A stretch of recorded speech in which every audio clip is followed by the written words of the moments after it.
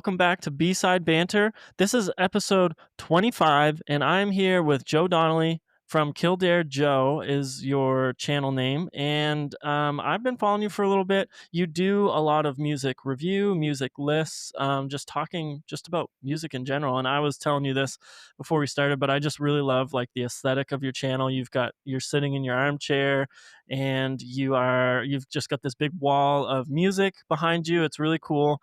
Also, as I'm Canadian, but I'm living Yeah. in America. But as you know, a North American, we really just love other accents. So the fact Okay. that you're from Ireland, you've got an Irish accent that also is just like adds to the aesthetic, in my opinion. So anyway, Joe, I'm Good. super happy to have you on, and I'll just kick it to you to maybe just like Yeah. give us a little bit more about what you do on your channels.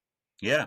Well, Tyler, I'm really delighted to be on your program and your channel, and thanks so Mm, much for asking me. I was really flattered because I've been doing this for since October 1st last year. mm, So coming up to a year of doing the channels on Instagram and TikTok. They're the exact same mm. videos, but a lot of people are on Instagram, but they're not on TikTok, and vice versa. Of course. Yeah. And I wanted to do something really. I wanted to take up a hobby that involved music because my background originally was in radio, in music radio for 16 Oh, awesome. years. Yeah. Wow. And then I changed careers in 2018. And, Mm, since then, I still obviously love music and all that. So I kind of, I wanted to do something that was as close to being back on the radio, but not being on the radio. mhm, And for about 3 months last summer or 2 months last summer, I really looked at what was going on TikTok with other music content creators. And I saw a lot of mm, vinyl appreciation channels and vinyl appreciation. There was a huge amount of it, really, really well mm. produced, really sharp edits, really clever. But there was an awful lot of it. And I realized that, Yeah. as you can see behind me here, I really do have quite an awful lot of CDs. And I've Yeah. collected them over the years and I've never thrown them out. And suddenly it was Mm. like a eureka moment. It was like, now I know why I never threw any of this stuff out, was Yeah. because finally, at this stage, years later, someone actually might find this interesting. And when I began to Yeah. look through my collection, I realized that I had a lot of special editions and deluxe editions. Mhm. Um, and that was because I worked in radio at the time when streaming was taking over and the labels were in panic mode and some of them were in death mode. They were dying and they didn't Yeah. know what to do. So their Yeah. reaction was to try and fleece, um, you know, older music fans by reissuing classic albums and adding in, B-sides, studio cuts, a little poster, a pair of socks, anything. Like it was Yeah. just the stuff. Yeah. Yeah. There was absolutely no reason to re-release or Yeah. reissue stuff other than to make more money from collectors and fans. I guess perhaps idiots Mhm. like me. Although I did get a lot of that stuff free when working in radio, because I was a Yeah. producer and a presenter. So anyway, that's a long way of sort of telling you what the motivation behind starting my channels. So No, that's amazing. yeah, yeah, I was quite surprised that they relatively quickly they became quite popular, and I think people liked two things. One was the memorabilia and the CDs are Mm, not very commonly seen. Like I said, mhm. there's so much vinyl love out there that there's none for CDs. And then secondly, I suppose it's something that we can touch on later or come back to, and that's about presentation. And it's a word that I like to use a lot, and it's called authenticity. And if you're authentic Mm. and you give your opinion and you stick to your guns, people know Yeah. they appreciate that. If you're not Mm. authentic or you're trying to be something you're not, or you're sort of, I've always felt that for many years, especially working Mm. in media, whether it's in writing or television or radio. You got to be yourself. Mm. You got to find your voice and Yeah. stick to it, Yeah. And I think people appreciate that. Yeah, absolutely. And that kind of translates into, if you are doing reviews, kind of like you said, not necessarily giving something a negative review because that's the majority of what's happening, or giving something a Precisely. positive review because that's what people are doing. Yeah. Um, and Yeah, I think that that's people realize that even though they might argue with you in the comments, and some Well, people might be nasty. I think for the most argue is part. yeah, argue is one word. Yeah. Abuse, a torrent of Yeah. abuse is another way of putting it. Yes. I Yeah, don't know absolutely. if I might as well mention it now, like because we can come back to it later as well. Like Yeah. there were two particular ranking Mm. videos that I did that it really Okay. exercised people. One was the Mm. Radiohead albums ranked, and the other was Pink Floyd. And Okay. like Okay. I genuinely had no idea that people would get so upset. I was Mm. accused of rage bait, which is completely untrue. That's not me. It's completely untrue. Yeah, I was I know. accused of all sorts of things, not having a clue. You don't know anything. Never rank Mhm. again. You know, and Yeah, a of lot of course. some nasty stuff as well, which I didn't. Yeah, of You know, but course. Yeah. people just say Yeah. anything online. That is Um, that's the yeah, internet, and it's it is. horrible. And actually, to give you a little bit of support with your Radiohead ranking, you ranked basically exactly how I would rank the Radiohead Okay, albums. The only great. difference would be in, I think, I can't remember the exact order, but like your bottom 3. I think there were 1 or 2 that I would switch, but like that's not as important as your top 5, right? Yeah, yeah. So it was literally, as I was watching it, which I think I watched it. I can't remember where you put it out, but I think I watched it a few months ago. I don't know if I caught it exactly It when you was put it out or if it was a little bit later. it But was this year. Yeah, it was earlier okay, this year. Yeah, it's yeah, probably okay. pinned So kind of thing. Yeah. I probably caught it as soon as you put it out, and I, as I was watching it, I was like, yes, and then I was like, yes, and then when you put okay, when OK Computer wasn't first, I was like, Mm. yeah, like this is Yeah, exactly yeah. what I think. And then you had Kid A second and In Rainbows first, I believe, which is First, yeah, exactly what. yeah. Yeah, that's I exactly think how I would rank it. that annoyed people because, you know, and I Mm, understand why, but because you know, from the way I see it, OK Computer was hailed as such a masterpiece when it was released, and it is a yeah, masterpiece. I mean, yeah, I really absolutely. enjoy all of Radiohead's albums. I don't hate Mm, any of them. OK yeah. Computer was hailed as a masterpiece when it came out. Mm, It hmm. was deserved of the acclaim because the band wore it so difficult with such difficulty. Tom York hated Yeah, the reaction. You know, yeah, that's well documented. And yeah. but for a lot of people, it was the pinnacle.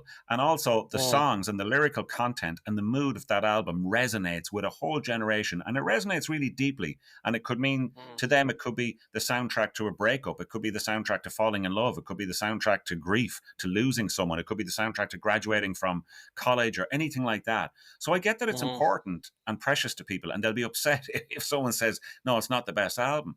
But I genuinely came at it with the approach of I've been listening to Radiohead since day one, and for me, In Rainbows trumps OK Computer because of the inventiveness, the two mm. sides to it, the songs, Yeah, the lyrics, yeah, everything about it, everything about it. Even though OK Computer is brilliant as well. And the other thing is that yeah. it shows that there is always a bit of a divide, I think, with Radiohead fans.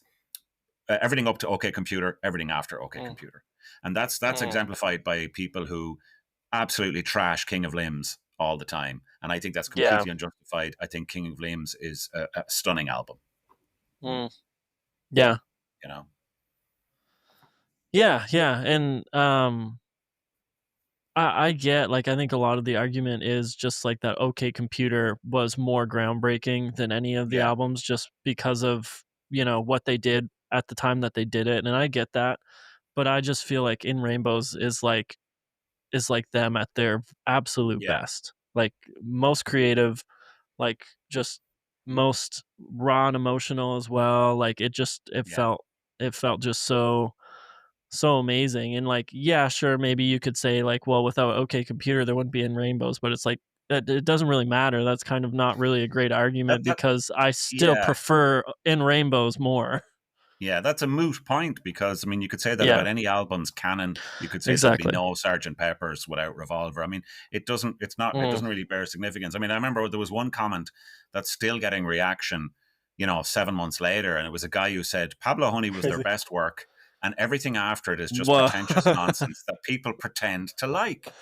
And he doubled That's down, and crazy. he's still doubling down. And I'm going, That's dude, crazy. that is crazy. Yeah.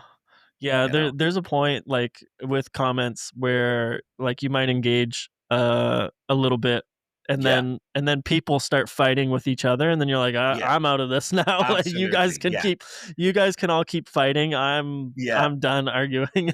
Well, what really tickles me is when someone leaps to your defense, and you didn't even Mm. ask them to, and you don't even know who they are, and Yeah, yeah, that I always get a good kick out of that because, well, one, yeah. it's quite a nice thing for someone to do, and it saves me Mhm. having to do it because I don't really want to engage, particularly with trolls. I mean, look, I don't mind if someone wants Yeah, to have a discussion, that's great, but if someone yeah, is like, that's horrible, and you're a jackass, I'm not going to bother with someone like that, yeah, yeah, you know? exactly.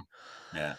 Yeah, and, like, I don't know, you either just, like, don't comment. What I've pretty much, like, come down to is I'm just, like, really sarcastic or snarky or something, like, I'll just, like, reply back with, like, either just, like, an emoji or, like, some sort of, Yeah. like, snarky comment, and then I'll just Yeah. stop because, Yeah. you got to engage to some degree for the algorithm, but at the same time, you Exactly. but at the Yeah. same time, you Like don't wanna empower them. you don't want to, like, no, but I mean, you're absolutely right. It's kind of ridiculous. You feel a bit dirty having to respond because it does help. Engagement helps, Yeah. but at the Yeah. same time, you're going, I wouldn't greet this person on the street. I mean, like, Yeah. but I can tell you now from experience, and again, when I worked in radio, you would get text messages, get off the radio, that's you're rubbish, this is shit, whatever. So Mhm. I've years of dealing with this. It's not a massive big deal, but I can tell you now for Yeah. sure the best response is no response, because if you think about it, their comment is left hanging there rather awkwardly, rather, Mm. just a little bit cringy that someone has taken time out of their day to leave this comment. There's no reaction from the creator, the original Mm. poster. There's no reaction from anybody. It just looks a bit sad. So trust me, Yeah. I really do. Anyone watching or anyone listening to this, just don't engage. It's the best thing, because Yeah. you know what happens then? You reply, and then it's on your mind that they're going to reply Yeah. back. It's true. And then you're It's in true. Yep. like George Bernard Shaw put it famously. He said Mm. that I never like, and he was referring to critics, and this is 100 years ago or whatever. Yeah, yeah, yeah. I don't like to wrestle with pigs, because the Mm. pig enjoys it and I get dirty. Yeah. And that's it. That's Yeah. it. About having it out with internet trolls, the same principle applies. I'd feel strongly about that. Absolutely. Yeah, no, You know? absolutely. Yeah. That's so true. To go to another thing that I'm sure is controversial, maybe not as much as these two videos, but you something that you kind of put in our outline is, are you missing something from Charlie XCX's Brat album? And Yeah. I Well, feel like that's a totally different audience. Like, I'm yeah. sure, like, with the Radiohead and the Pink Floyd, you're a little bit in, like, maybe some, like, older millennial, middle-aged, and even older than that people, maybe some young people that are just discovering them, I don't know, but Charlie XCX's Brat, that would open you up to the worst of the worst trolls Really? in all reality. Oh, Wow. yeah, and maybe Okay. it just didn't get on people's feeds, but her following and, like, the people that would be kind of in that realm can get so nasty. I've Are they seen some. worse? Are they more animated than Swifties? um Not necessarily, Yeah. because, yeah, Swifties can be really bad. Like, there's certain fan bases that are really Yeah. can be insane, Well, I but should it's qualify. probably close. I should qualify why I put that in. Mm. No, it's for a couple of reasons. I saw someone recently comparing that album to OK Computer, and I was like, okay, Oh, I need really? to. Now they Mm. weren't comparing it. I think musically, it wasn't a critical comparison, Sure, but sure. I think it was about cultural impact or something like that. And Mm. look, I would be an easy target for someone to go, old white dude hasn't a clue about pop music, Grandpa Simpson, old man yells at cloud. So I don't want to come across ever as old man yells at cloud. So believe it or not, I really do listen to an awful lot of music, especially new music, that isn't aimed at me. Okay. Mm. And I do that Sure. because if I'm going to criticize something, I want to hear it first and say, well, Yeah. this is why I don't like it, or this is why it doesn't appeal to me. So I Mm. listened. I've listened to Brat, and Mm. I sort of go, right. Well, that's unless I'm mistaken, that's a really good pop music album. It's pop music. Yeah. Um, like, and that's great. And again, I'm not having a go at pop music. I mean, pop music is brilliant. I consumed pop music when I was younger, a kid, listening to the radio in Ireland, recording the chart shows, like just Mm. obsessed, absolutely obsessed. So I really don't want anyone to take that wrong. I'm not saying, oh, pop music sucks. It doesn't, and it means something to someone. But I guess I'm a little puzzled as to why she and that album just seemed to dominate, last summer, and just became so huge.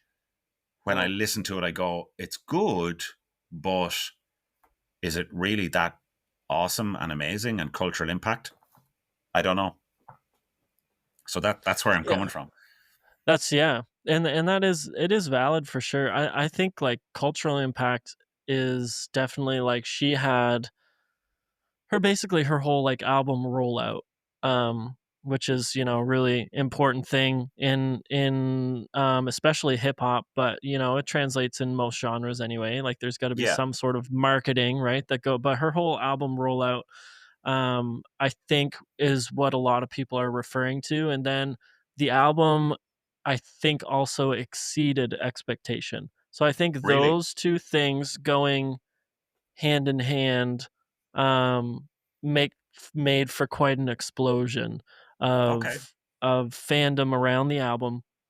I know, like, a big thing, like, if you read, like, say a Pitchfork article, like, the Pitchfork review on it, I know, like, a big thing, and I felt this way about the album as well, but a big thing was that it was a pop album that took a lot of risks sonically, because it's not like a pop album. It's not like pop songs that are gonna really make the radio. Like, these songs are more like there's a lot of, like, club sounds, there's a I lot was of, just going to say, yeah, it's definitely clubby, isn't it? It's a lot.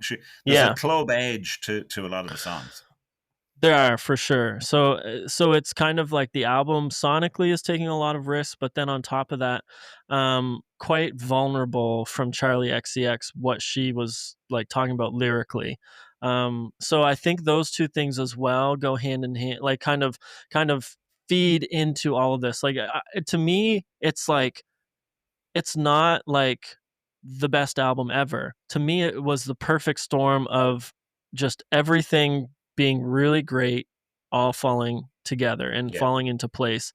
Um, yeah, because and then Okay. and Well, then on top of all of this, like the TikTok phenomena of, yeah, almost like several of those songs becoming viral on TikTok and dances, and so you have like all of these things, and they just like snowball into this one massive like cultural moment. I think is what happened. I really enjoyed the album. Do I listen to it all the time? Not really, because I don't really listen to a lot of club music like that all the time. yeah, There's like 2 or 3 songs that I really like and that I'll probably listen to, you know, yeah, maybe a few times a year. But yeah, I think I feel like that's more so where all of it's happening, is just like all of these good things, or people could argue great things. There was no miss, like in terms yeah. of like the marketing team was great. Lyrically, it was great. Sonically, it pushed boundaries. I think it's a little crazy to compare it to OK Computer, even if you're talking about cultural stuff, but I don't know. Yeah, they may have been ever so slightly tongue in cheek, but look, I'm glad that you have explained that, and that there was that it resonated lyrically as well with people, because that's really important. I mean, that's a big thing. I mean, that, again, to go back to Radiohead, that's one of the reasons why they succeeded in the late '90s, was Mm, that their lyrics were very, very meaningful. You know, yeah, I'm a yeah, creep. I'm a weirdo. What the hell am mm, I doing here? I don't belong here. I mean, if that isn't yeah, an adolescent cry, that's as yeah, old as time, then nothing is. yeah, absolutely. Well, and like, it's to me, I don't know, it is kind of apples and oranges, because like there were a few lyrics where I felt like they were like a little out of touch, because like it was more like a vulnerable album from her. So she Okay. had a lot of explaining about how she felt out of place in the world of fame, and like so that doesn't Yeah. necessarily relate to people like Tom York just always is relating to people, right? Yeah. it is like it's definitely different, but I think, like I said, I think just all of these things falling into place just made for just this Okay. huge cultural thing. And then she was playing like really big shows, everything was selling out, everybody wanted to be there, be in Yeah. those moments. It was like similar to Chapel Roan, really, like that whole Yeah. phenomenon, cultural explosion that happened with Yeah. Chapel, right? So that was a little Yeah. different in the sense that, like, Chapel's album has been around for a while, but, like, all of a sudden it was just like, "Holy, like, Yeah. this girl's huge." Yeah, the Grammys last year, was it Chappell Roan, Billie Eilish, and Sabrina Carpenter? It was like the Holy Trinity, or it was just Mhm. really, it was really obvious they had all.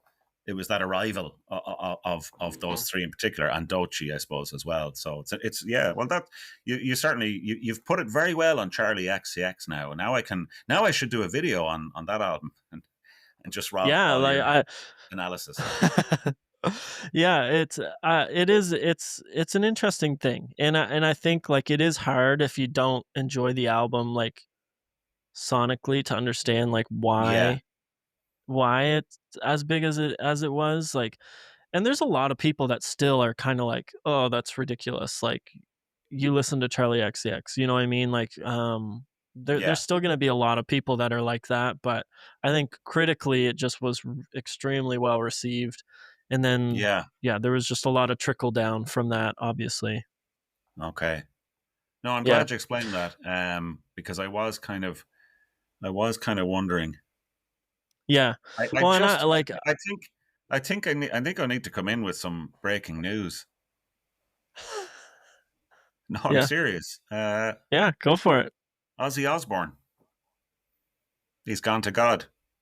Oh, no. Yeah. Wow. That's horrible. Oh man, I'll have to do a video on that. My Yeah, goodness. absolutely. That's Um. was this, something that was anticipated to be happening soon? No. I know that Just he, like, I'm looking at my feed yeah. on X. So sad, bloody legend. Ozzy Osbourne dies just weeks after farewell show. Of course, he Mm, did that big show in Villa Park in Birmingham, where they're from, just a couple of weeks yeah. ago, with an absolutely stellar lineup. You would sell your granny to have gotten tickets to go to that. It Yeah. was absolutely Yeah. phenomenal. Everybody who was Yeah. anybody was there. And 76 is a young age these days, but I mean, look, Ozzy has been Oh, through yeah. Yeah. several different lifetimes, and Yeah, he absolutely. wouldn't have had a fresh salad every day. Let's put it that, particularly during the Absolutely. 70s. Yeah. Wow. Am I correct in saying that, for that concert, he had to be sitting the whole time? Like, he Yeah. wasn't, like.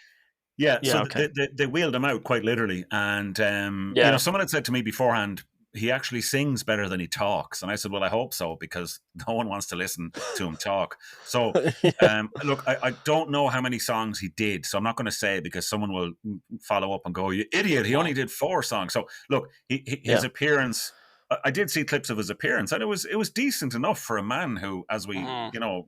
have sadly discovered tonight, really was on his way out, to use Yeah. a euphemism. Um, Yeah.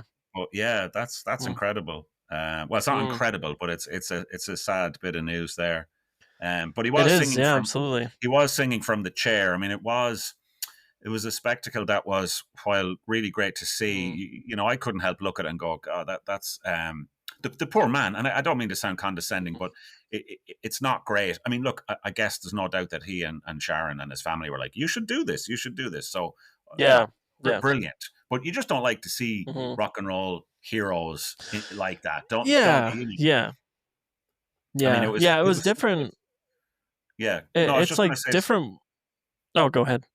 No, I was just going to say, I can't remember who it was recently was talking about the difference with dying young. Or it's better to burn out rather than to fade away. It'll come Mm, to me in a yeah. second, but they'd mentioned Kurt Cobain, or someone like that, and they were like, "Look at Yeah. his legacy. It's Yeah. untouchable. Yeah. You know." So Yeah. yeah, Yeah, it's true. Yeah. Yeah, for sure. And, like, there is a big difference, between, like, him have, like, kind of sitting while he's performing, and somebody like Joni Mitchell doing it. because Yeah. like for him Yeah, of his course. music Yeah. is so full of energy, right? Whereas with Joni Yeah. Mitchell, it's like she's done whole concerts when she was able-bodied to sitting, you know what I mean? Yeah. Like she like that sometimes in folk, that's like a normal thing, but yeah, it is weird to see somebody that is such like has music that's all just high energy and like Yeah. it kind of demands that stage presence and somebody known for their performance and stage Yeah, of presence to course. be sitting. It would be unusual, Yeah, I mean, his but performances are definitely. mythical. His performances Yeah. blend reality and fiction, biting the heads off birds Mm. and bats and all the rest of it. I mean, there's Yeah. just so much lore So at crazy. this stage. You'd Yeah. have to dig hard to find the truth. But what we do know, he was a, Yeah. a charismatic, compelling frontman. Mm. He was a Mhm. decent singer. He lived the Mhm. rock and roll stereotype. I mean, he was up there with Yeah. the likes of Keith Moon, as a Mm. Hellraiser. And Yeah. it caught up with him, of course. But Yeah. there's no doubt that his contribution to metal, to guitar music with his band, Black Sabbath, who a lot of people say invented heavy metal with their debut album. Yeah. Yeah. His legacy is sealed. I mean, there'll be lots of obituaries, but I think you do have to go back to the early '70s and what Sabbath did. And Ozzy Osbourne was a fundamental part of that, even though Tony Iommi and the other band members were responsible for creating such a great sound at the time that Mm. scared people, literally and Yeah. figuratively. Yeah. Yeah, I was just talking about this with on another episode just about like the whole like boogeyman in especially in like conservative Christian like Yeah, circles with rock music and like Ozzy Osbourne would impersonate that yeah, like every that would be what people would call the devil's music. Like you said, it scared people. completely. And like looking back now, there's music that you're like, this isn't like, you know, like that this Ozzy Osbourne doesn't even touch some of this music Yeah. in terms of Oh, I like mean, yeah, lyrics absolutely. and darkness and Yeah. but yeah, No, I mean, at the time it was so crazy. some of the stuff that you can hear now, or some of the stuff that followed, makes Black Sabbath albums sound like the soundtrack for Peppa Pig. There was so much moral panic when Black Sabbath came about that really, in hindsight, you realize, like a lot of panics that happen, there was no need for um, such outrage or indignation. The band Mm, themselves were pretty normal guys, really, from the black country yeah. in England, and their upbringing was working class, and they just liked having a party, and they liked making loud, heavy rock music, and so Mm, many other bands were the same, Zeppelin and many others. So yeah, Sabbath, they just did it. They just did it very well, and they're in the right place at the right time with a great aesthetic and a great sound, and it worked, and it, their influence is just so huge. And again, I think you mm, saw that influence in the lineup for the festival, for the one day event at Villa Park in Birmingham. Phenomenal lineup, as we were saying earlier. You know, yeah. Yeah, it's crazy, and um, I guess you obviously seem very familiar with Black Sabbath. I'm probably like moderately familiar with them, but I feel like the influence that they had on music, like we said before, like creating basically a genre. A lot of people credit yeah. their debut album to starting metal. Um, where would you kind of put them if you thought like influential bands in history? Mm. Would you put them in like a top 10? Would you put them in a top 20? Like I I, know I that's really tough. no, I think I'd almost put them in a top 10 for guitar based music, or for hard rock or heavy rock. I would I Yeah. would put them in a top 10, particularly for that first album and for Paranoid. Faith No More did a really great cover of War Pigs. Um, you Yeah. know, there's a band that fuses rap and metal, and it shouldn't. You think, why are they covering War Pigs? Well, they are, because they've massive respect for Black Sabbath. I think Mm, Queens of the Stone Age would owe a debt to Black Sabbath.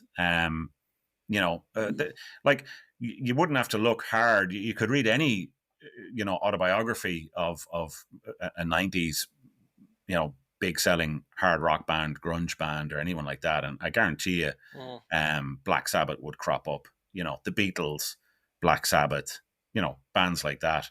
Massive influence on their sound. Yeah, maybe even more so mhm. than Zeppelin. Now that I think about it, um, Yeah.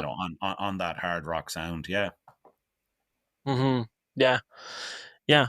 I'm putting you so on the spot here, but what would be some other bands that you'd put on this list? You said Beatles, Black Sabbath. That's a good question. Uh, Beatles, Black Sabbath, the Stones, I suppose. But the Stones Mhm. pilfered a lot. I mean, look, I know Zeppelin pilfered a lot as well. Jimmy Page Yeah. basically stole a lot of blues guitar riffs from older blues Mhm. legends, and the Stones did likewise. Um, influential bands on rock and roll. God, yeah, you have kind of put me on the spot. I mean, I think like there's bands like Aerosmith and Cheap Trick. Like there's bands like that, which you know, for a time it was naff to admit that they were an influence, on your sound. But Mhm. there's no doubt, because don't forget, that would have been a very dominant rock sound in the late '70s and Yeah. early '80s, and a lot Yeah. of Gen X bands were consuming most of their music, and they were most impressionable probably at that age, Mhm. and would go Mhm. on, and maybe even subconsciously it comes across in their sound. I was watching the documentary on MTV about Lollapalooza, and Jane's Addiction, who a lot of people feel were more influential than Nirvana. I Mhm. can't remember, one of the members of L7 Yeah. said that Jane's Addiction sound funneled a lot of different influences as well, including funk. Mhm. Um, Yeah. Yeah. yeah, like you could sketch out influences through a lot of different musical family trees. Mm. Um, Yeah. but like, Absolutely. yeah, I think the big players of the '60s, the big classic Mm. rock acts, like Dylan as well, of course, and Neil Young, Crosby, Stills, Nash, Mm. and Young. I mean, even their influence is huge. You listen to Fleet Foxes, Yeah. and you go, "Oh, Crosby, Stills, Yeah. Nash, and Young." Absolutely. Yeah. What do you think of like the Pixies? Oh, I love the Pixies. I mean, like the Mm. Pixies to me are one of the most important bands, because, during my adolescent music discovery phase, as I call it, Mm. which I think everyone goes through, the Pixies Yeah. and the Stone Roses were probably the two biggest bands. And when I was in school, which I mean secondary school in Ireland, so that's like from the age of 12 to the age of 18. There was a band. My friends had a band, and I managed the band. In other words, I went along and got drunk. But they covered a lot of Pixies songs. They covered Tame, and they covered Mm. Cactus. So Come On Mm. Pilgrim and Surfer Rosa and Doolittle were three albums that completely soundtracked that period of my life. And unlike some Yeah. albums, they stayed with me forever. Yeah. I've never tired of listening to Pixies, and I think their influence is huge. Kurt Cobain is on record as saying that "Smells Like Teen Spirit." He wanted that song to sound like, he wanted to rip off the Pixies. Basically, is what he's saying. I Mhm. think they're hugely influential. The loud, quiet, loud motif, or that particular style, has influenced loads of different bands. Um, you could possibly even think that you could possibly even say the hottest band right now in kind of a rock genre, Turnstile, maybe have wear a little bit of Pixies on their influence as well. And two Yeah. two Yeah. two quick things about the Pixies. I actually, years later, I ended up being a teacher for a Mm. brief period of time, and I was teaching a class once, and a guy asked me, he'd heard a band called the Pixies. And I was like, yeah, man, you got to listen to the Pixies. I was like, oh, this is great. I was kind of like, I had my Dead Poets Society moment. I was like, I'll Yeah. educate you with the Pixies. And I gave the kid a copy of Surfer Rosa on Mhm. CD. And I went home anyway. And this kid was like 14. And then I realized that CD cover has a naked lady on the front, her torso. And I thought, oh my God, Yeah. what if the mother comes in to complain? Yeah. But she didn't. And then the other one Yeah, that's good. the other one is a little bit of a brag, which is I once got to interview Gil Norton, who's a producer, and he produced Doolittle, Mm. and it was a pleasure to talk to him about Whoa. working. Yeah, it was Yeah. great. He was really cool. It was great learning all about Mm. the technique, the process of working with Pixies, Mm. recording with Black Francis, Yeah. all of that. It was really cool. Mhm. Yeah, that's amazing. Yeah, That's really cool. Yeah, that would be an awesome interview to be a part of for sure. yeah, it was great. Um, yeah, yeah, I find that, like, there's more, and I didn't, like, obviously am not necessarily around the age that could have grown up listening to the Pixies, but I listened to a lot of the Pixies, and I find that a lot of rock right now is kind of, like, feels very Pixie to me, like you Yeah, mentioned Turnstile. Um, I think, like, Fontaine's DC or whatever, I've yeah, never Fontaine's DC. I don't know if they, like, want the French pronunciation or what, but Oh I no, usually it's go just that way, but Fontaine's. Fontaine's DC. Yeah, Fontaines. yeah, Yeah. yeah, So anyway, I find that there's a lot of, like, Pixie influence there. Like, I think of, like, a previous one, like Arctic Monkeys, like, I don't like, yeah. obviously, there's a lot of punk, but, um, yeah, I don't know, I just feel like they have a lot of influence, and they're still going, they're still Yeah, touring, of like, course.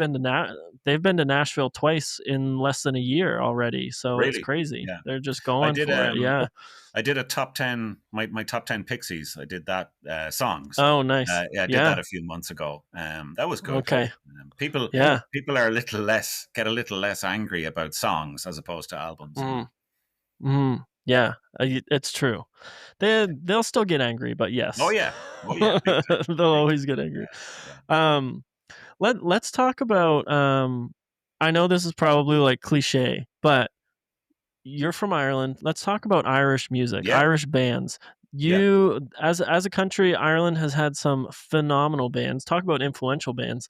Yeah. Um, that's definitely been artists, bands, for a small country. I feel like there's been a lot of phenomenal music that has come out of there.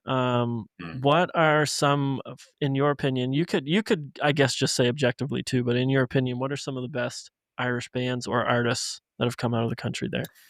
Well, I think, for me, I think like Tin Lizzy and Rory Gallagher are two artists, two acts that are probably, maybe for real music fans who know how to play an instrument. I don't, by the way, but for Mm, fans of guitar music who love the guitar, you can't get better than Thin Lizzy and Rory Gallagher. Thin yeah. Lizzy were Mm, fronted by Phil Lynott is his name, mhm, and he was unique because in Ireland in the 80s and the 70s and 80s, there was probably about, you could count the number of black people who lived in Ireland on one hand. We were mm, just a very white race back then, a very white society, I mean.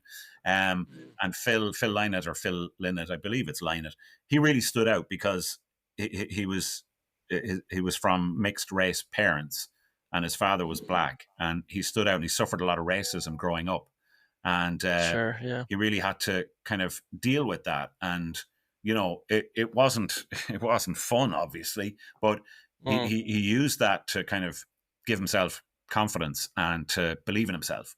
And mm, he also happened to be a fantastic frontman, a great musician, and a really, really good songwriter. He's one mm, of the best songwriters that we've produced.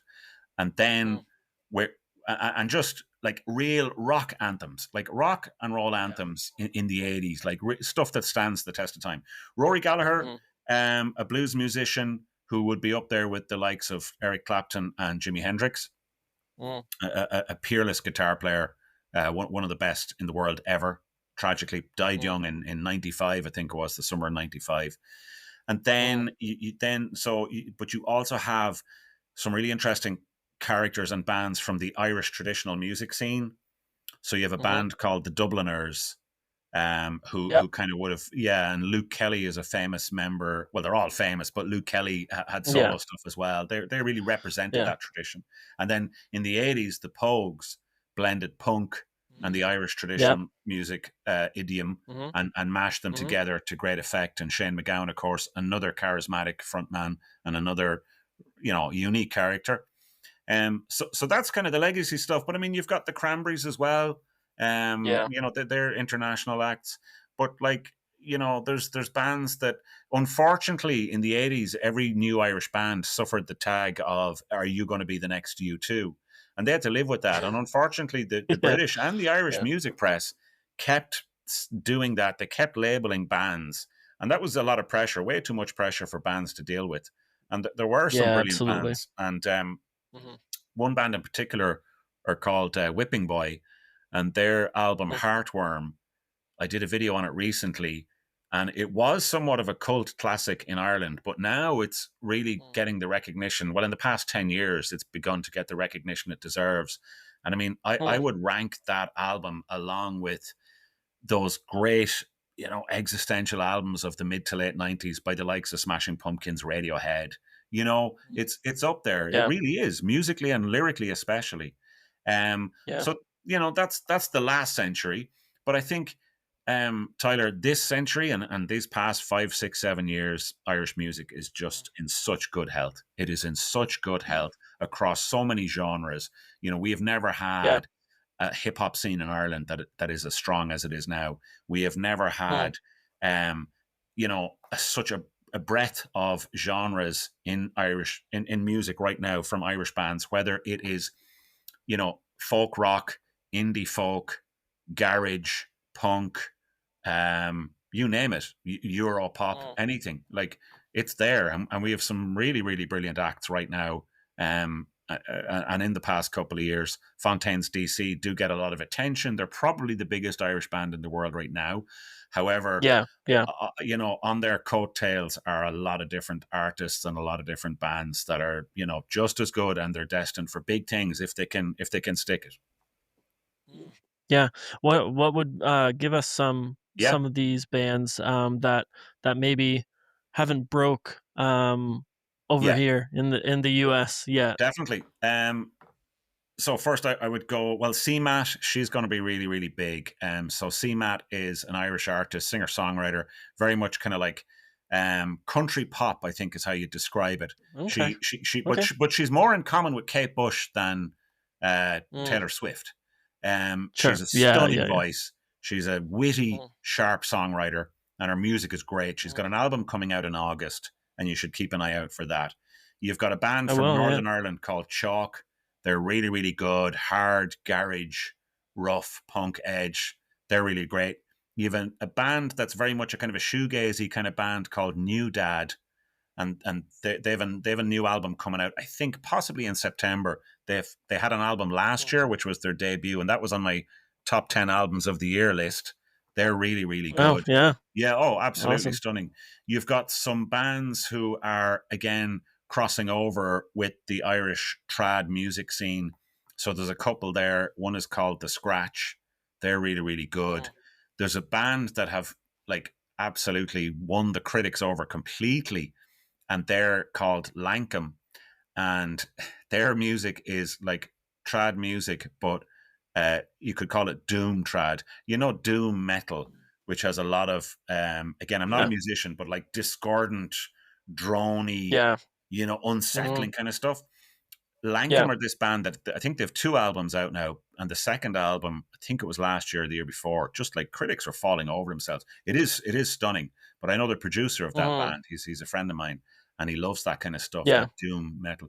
Um, then like yeah, there's loads like that. Like one of my favorite albums of the year so far is by a singer songwriter called Cian Kavanagh, and he's actually born in Houston, Texas, but they Mm, moved back to Ireland, and he's made an album that celebrates kind of country music, Texas style, with mhm, Irish rural um, life, but not mm. like it's the opposite of twee. There's a darkness running through this. Like, I'm going to be honest with you. Hear me out. Touch of Springsteen and the war on drugs here. Like, Cian Mm. Kavanagh is the real deal. He's a really good Okay. songwriter. He knows his Yeah. stuff.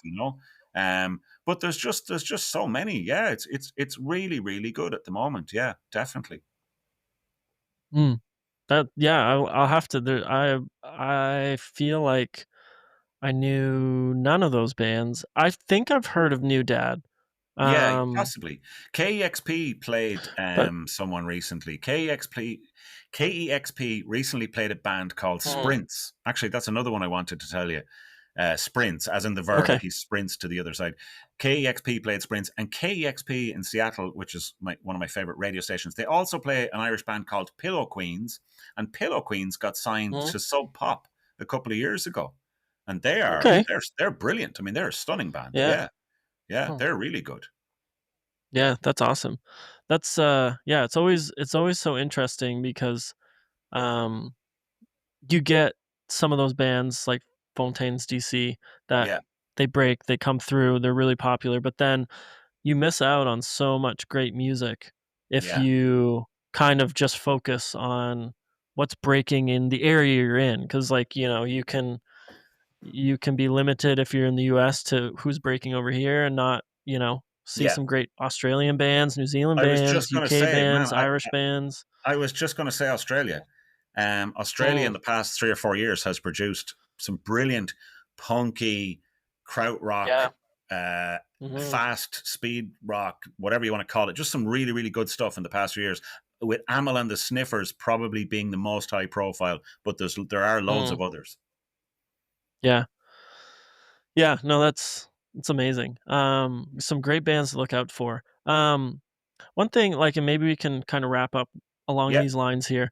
But how do you balance like listening to new music? Because clearly you listen to a lot of new music to know all these bands. How do you balance that with keeping up obviously with the music you grew up with? Like yeah. how do you are you just listening to music constantly? Um, Look, with great difficulty is the short answer. So what I Yeah. would do is so no, but I mean like so in my typical work day, I get up in the morning, at 7:30, and then when I'm having breakfast, I'll listen to music. And what I'll do there is I might put on an album, or I'll put on a playlist of new songs, or and kind of and this is on Spotify, which obviously Mhm. we don't agree with the way Spotify treat their artists, but as I always say, do try and go and buy the physical copy if you can, and support the artist and so on. It is good for discovery. So I listen, and I think if something leaves an impression on my ear as I'm eating my cornflakes and reading emails, then I go, hang on, that must be good, because that just stood out to me, right? So that's one Yeah, way. And sure. then I will drive to work. I work in a brewery, so then I'll drive to work, Mm, and I will listen to music in the car. And then mm, sometimes in work, if the office is empty, I will put on music for 2 or 3 hours, and then on the drive home, I listen to music, and mm, that's kind of it. But it has to be strategic as well in some ways, because of the music channels that I do, which I love. So I want to be able to, I want to do them justice, and I think people appreciate when you put in a bit of effort, and kind of go, listen, here's 5 new songs you got to hear right now. And again, like, mm. I have to feel like really authentic about it. I have to go, no, I like that song. I'm definitely, I don't want to put if everyone, like, I'll give you a good example. One of the fun things is that I can admit that, say for example, I didn't have the Turnstile album in my half year list. So here are my favorite albums of the year so far at the end of June. And I had listened to Turnstile a couple of times and went, I don't know, I'm not really getting this. It's very clean. There's something almost synthetic. Anyway, that makes me sound Mhm. pretentious. But there's a guy in work, one of the barmen in work, and he's like, no, he says, it's really good. You should go back and listen to it. And I did. And I went, oh, yeah, hold on a minute. And I was beginning, like, in that Turnstile album, and I'll do a video on this. I think you can pick out influences from The Smiths, The Cure, Limp Bizkit, Nirvana, Mm, Fugazi. mhm. And I was going, Yeah. that's great. Mm, That's really cool. This is really interesting. This, and the Cars, sorry, the yeah. Cars in particular. I was going, Mm. this is a really good album, and I get it. And I love the fact that their live shows are completely chaotic, and I love the fact that people are stage diving again, and they're not standing at a concert holding up their phone. And I just love that. I love the energy, and I love the buzz and the joy it brings people, Man. particularly younger people. I think that that is just a really cool kind of perspective to have, um, to be have that open-mindedness that even sometimes on your first 1 or 2 listens, you might not just kind of fully get an album, but then Yeah, if you revisit it again, obviously, if, like, other people aren't saying this album's any good, then you probably will never revisit it again, but true. if people are like, "Hey, this is something that's really cool," then to revisit, re-listen, yeah, it can be really powerful. Yeah, look, Tyler, I mean, absolutely. I think you can always be wrong. You can always be right. But the main thing is to see if you're missing something, enjoy it. And, even if you don't really like it, don't trash something just because people are mad about it and that's their thing. You wouldn't like if someone did it to you. Have a debate about it, but there's no need to be, rude as well. Music is for everyone and it's subjective. Yeah, absolutely. Absolutely. Well, before apparently the universe or Elon Musk or somebody is really mad at us for this episode, so before they get too much more Okay. mad and cut us off completely, Yeah. we'll just end it here. Super appreciated the conversation. It was a lot of fun. I feel like there's just so much more that we could talk about, so Yeah. we're gonna have to have you back on Defo. for sure at some point. So I really appreciate you taking your time out of your evening. And for anybody listening, go follow Joe, Kindred Joe, I believe, Kildare. on your Kildare channels. Joe. Kildare Joe. My Kildare, as bad. in kill. Oh, Kildare. Yeah. That's you know okay. what? I'm just butchering this. That's all right. Kildare Joe. Yeah. You'll find him, and he's got great content. Been doing a great job for doing it only just more than a year. That's super Yeah. impressive. So, thanks for coming on, and got listeners out there, tune in next week for another guest and another episode. We'll see you then. Thanks so much, man. I really appreciate it. It was a pleasure talking to you.